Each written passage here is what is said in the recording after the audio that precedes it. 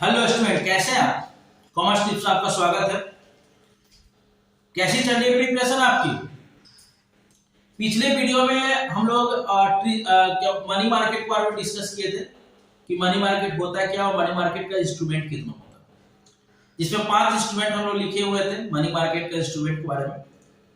और आगे हम लोग कंटिन्यू उसी इंस्ट्रूमेंट को हम लोग एक एक करके डिस्कस करेंगे, जिसमें टॉपिक आपका है वो है टॉपिक ट्रेजरी बिल, जिसको लोग टी बिल के नाम से जानते हैं।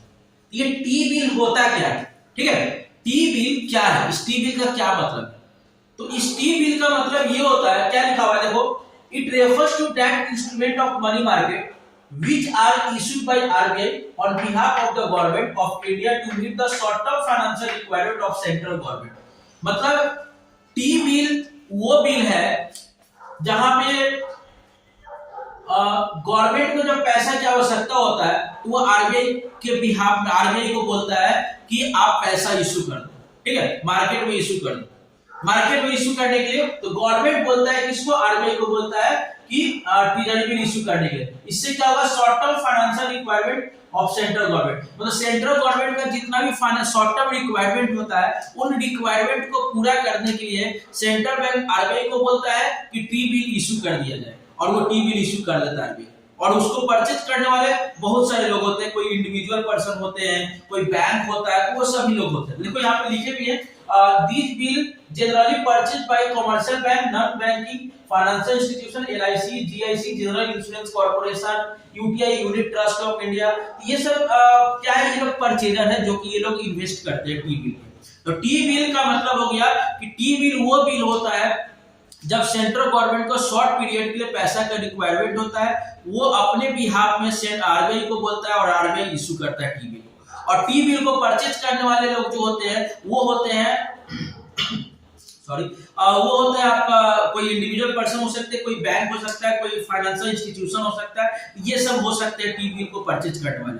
आगे देखते हैं टी बिल का मैच्योरिटी पीरियड क्या है, टी बिल का ड्यूरेशन क्या है। टी बिल का जो ड्यूरेशन है वो है आपका generally 14 days, 91 days, 182 days and 364 days, मतलब 1 ईयर तक के लिए होता है टी बिल, जो कि 14 डेज के लिए हो सकता है, 91 डेज के लिए हो सकता है, 182 डेज के लिए हो सकता है, 364 डेज के लिए हो सकता है। तो ये टी बिल का मैच्योरिटी पीरियड है। ठीक है, अब आगे देखते हैं टी बिल के बारे में। T bill can be transferred independently, मतलब कि टी बिल को आप ट्रांसफर आप कर सकते हो, इंडोर्स कर सकते हो इस बिल को, क्योंकि ये नेगोशिएबल इंस्ट्रूमेंट होता है। आप इंडिपेंडेंटली आप क्या कर सकते हो? टी बिल को आप इंडोर्स कर सकते हो, ट्रांसफर कर सकते हो, किसी अदर पर्सन को आप ट्रांसफर कर सकते हो, कहीं और ट्रांसफर कर सकते हो। ठीक है, इसको आप ट्रांसफर कर सकते हो।